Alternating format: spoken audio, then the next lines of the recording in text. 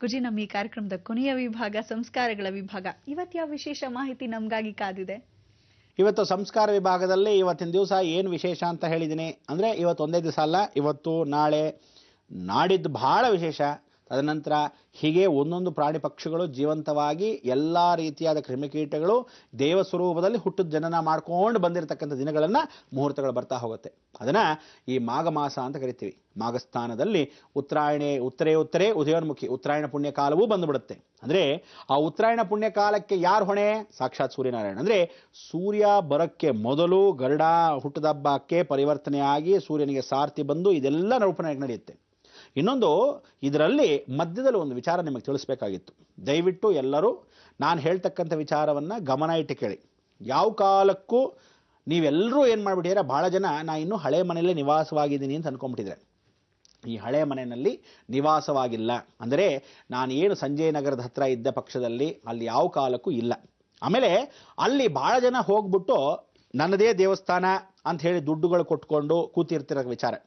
ಇದು ಯಾವುದೇ ಕಾರಣಕ್ಕೂ ಇನ್ನೊಂದು ಸಲ ಪ್ರತ್ಯೇಕವಾಗಿ ಮಧ್ಯೆ ಜ್ಞಾಪಿಸ್ತಾ ಇರ್ತೀನಿ. ಯಾರಿಗೂ ಯಾವ ಕಾಲಕ್ಕೂ ನನ್ನ ಹೆಸರಲ್ಲಿ ದುಡ್ಡು ಕೇಳಿದ್ರೆ, ನನ್ನ ಹೆಸರಲ್ಲಿ ಅದನ್ನು ಮಾಡ್ತೀನಿ ಇದು ಮಾಡ್ತೀನಿ ಅಂತ ಕೇಳಿದ್ರೆ ಯಾರಿಗೂ ದುಡ್ಡುಗಳನ್ನು ಕೊಡಬೇಡಿ.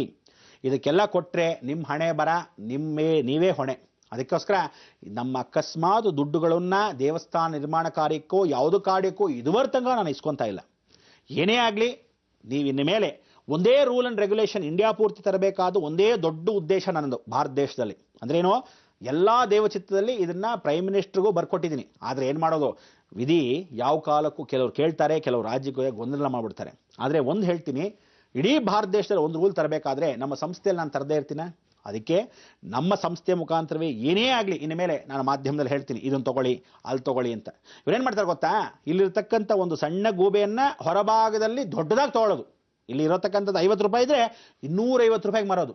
ಏನು ಮೋಸ ಮಾಡ್ತೀರಾ ಅಂದರೆ ಬೇಜಾರಾಗ್ಬಿಡುತ್ತೆ. ಯಾಕೆಂದರೆ ಇದನ್ನೆಲ್ಲ ನಾನು ಮಾಡಬೇಕಾಗಿಲ್ಲ.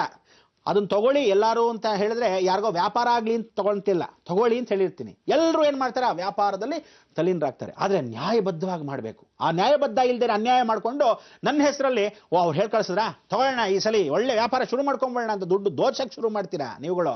ಈ ರೀತಿ ದೋಷ ಮಾಡ್ತಕ್ಕಂಥವ್ರಿಗೆ ನಾನು ವಿಶೇಷವಾಗಿ ಇವತ್ತೇ ಸಾಕ್ಷಿ ರೂಪವಾಗಿ ಒಂದು ವಿಚಾರವನ್ನು ಹೇಳ್ತಾ ಇದ್ದೀನಿ. ನಾಳೆ ದಿವಸನೂ ಹೇಳ್ತೀನಿ. ಒಂದು ಹೋಮವನ್ನು, ಒಂದು ಯಾಗವನ್ನು ಮಾಡ್ತಾ ಇದ್ದೀನಿ. ಏನು ಅಂದರೆ, ಯಾರ್ಯಾರು ಇಡೀ ಜಗತ್ತಲ್ಲಿ ಲಂಚ ಅಂತ ಕೇಳ್ತಾನೆ, ದುಡ್ಡು ದುರಾಸೆಯಿಂದ ಹೆಚ್ಚಾಗಿ ಬೇಕು ಅಂತಾನೆ, ಗರುಡ ಪುರಾಣದಲ್ಲಿ ಒಂದು ವಿಶೇಷವಾಗಿರ್ತಕ್ಕಂಥ ಯಾಗವನ್ನ ಇದೆ. ಅದನ್ನು ಬೇಕು ಅಂತಲೇ ನಾನು ಹೊಮ್ಕೊತಾ ಇದ್ದೀನಿ. ಯಾವನಾದರೂ ಲಂಚ ಅಂತ ಶುರು ಮಾಡಬೇಕು, ಬಾಯಿ ಗಂಟ್ಲು ನಿಂತೋಗುತ್ತೆ. ಕೈಯಲ್ಲಿ ಲಂಚ ಅಂತ ಟೇಬಲ್ ಮೇಲೆ ಕೇಳಕ್ಕೆ ಶುರು ಮಾಡಬೇಕು, ಕುಷ್ಠರೋಗ ಬರಬೇಕು. ಇದನ್ನ ವಸಿಷ್ಠರೇ ಸ್ವತಃ ಇಂದ್ರನಿಗೆ ಮಾಡಿರ್ತಕ್ಕಂಥ ಶಾಪ. ಆ ಹೋಮವನ್ನು ನಾನು ಪ್ರಯೋಗ ಶುರು ಮಾಡ್ತೀನಿ. ಇನ್ನು ಮೇಲೆ ಜಗತ್ತಿನ ಯಾವ ನನ್ನ ಮಗನೋ ಲಂಚ ಕೇಳಬಾರ್ದು, ಯಾರಿಗೂ ದ್ರೋಹ ಮಾಡಬಾರ್ದು, ಯಾವ ಕಾಲಕ್ಕೂ ಯಾರ ಹೆಸರಲ್ಲೂ ಬದುಕಬಾರ್ದು. ಹೀಗೆ ಮಾಡಿಟ್ರೆ ಆವಾಗ ಬುದ್ಧಿ ಬರುತ್ತೆ ನಿಮಗೆ. ಇದು ಖಚಿತವಾಗಿ ಮಾಡ್ತೀನಿ. ನಿಜವಾಗ್ಲೂ ಸಾರ್ವಜನಿಕರಿಗೆ ಯಾರ್ಯಾರಿಗೆ ಎಲ್ಲೆಲ್ಲಿ ಮೋಸ ಆಗಿದೆ ಈ ಖಂಡಿತವಾಗಿ ನೀವೆಲ್ಲ ಪಾಲ್ಗೊಳ್ಳಿ.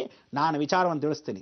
ಇವತ್ತು ನಾಳೆ ಆ ವಿಚಾರ ಪೂರ್ತಿಯಾಗಿ ಸ್ಪಷ್ಟೀಕರಣ ಮಾಡ್ತೀನಿ. ಆದರೆ ಇವತ್ತು ಸಮಯೋಚಿತ ಪರಿವರ್ತನೆ ಕಮ್ಮಿ ಇರೋದ್ರಿಂದ ನಮ್ಮ ಸಂಸ್ಕಾರದಲ್ಲಿ ನಾವೇನು ಮಾಡಬೇಕು, ಗರುಡ ಪರಮಾತ್ಮನ ಸ್ಮರಣೆ. ಆ ಗರುಡ ಪರಮಾತ್ಮನ ಸ್ಮರಣೆಗೆ ನೀವು ಇವತ್ತು ಸಾಯಂಕಾಲನೇ ಹೋಗಿ ತುಳಸಿಯನ್ನು, ಇನ್ನೇನು ಅವ್ನು ಹುಟ್ಟುತ್ತಾನೆ, ಕೃಷ್ಣ ಜನ್ಮಾಷ್ಟಮಿ ಅಂದರೆ ಕೃಷ್ಣ ಅಂತ ಓಡೋಗ್ತೀವಿ, ಬೆಣ್ಣೆಯನ್ನು ಕೊಡ್ತೀವಿ.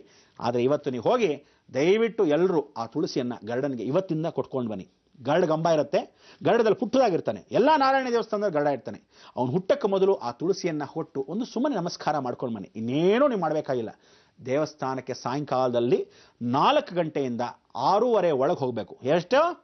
7 ಗಂಟೆ ಮೇಲೆ 6:45 ಮೇಲೆಲ್ಲ ಹೋದರೆ ಪ್ರಯೋಜನ ಇಲ್ಲ. ಮುಹೂರ್ತಗಳದು 4ರಿಂದ 6:30 ಒಳಗೆ. ಆ ಸಮಯಕ್ಕೆ ಪರಿಪೂರ್ಣವಾಗಿ ಗರುಡಕ್ಕೆ ಹೋಗಿ ತುಳಸಿಯನ್ನು ಕೊಟ್ಟು ಸ್ಮರಣೆ ಮಾಡ್ಕೊಳ್ಳಿ. ನಾಳೆ ಭೇಟಿಯಾಗೋಣ. ಪರಿವರ್ತನೆ ಆಗಲಿ, ಲೋಕವೆಲ್ಲ ಸುಭಿಕ್ಷವಾಗಿರ್ಲಿ ಅಂತ ನಾವೇನು ಹೇಳಬೇಕು, ಲೋಕ ಸಮಸ್ತ ಸುಖಿನೋ ಭವಂತು, ಸನ್ಮಂಗಳಾನಿ ಭವಂತು. ಗುರುಜಿ, ಲಂಚ ಕೊಡೋರಿದ್ರೆ ಅಲ್ವಾ ಲಂಚ ತಗೊಳ್ಳೋರು ಇರ್ತಾರೆ. ಹಾಗೆ ಬಹಳಷ್ಟು ವಿಚಾರಗಳನ್ನ ನಮ್ಮ ಮುಂದಿಟ್ಟಿದ್ದೀರಾ ಎಂದಿನಂತೆ. ನಮ್ಮ ಈ ಕಾರ್ಯಕ್ರಮಕ್ಕೆ ಆಗಮಿಸಿದ್ದಕ್ಕಾಗಿ ಧನ್ಯವಾದಗಳು.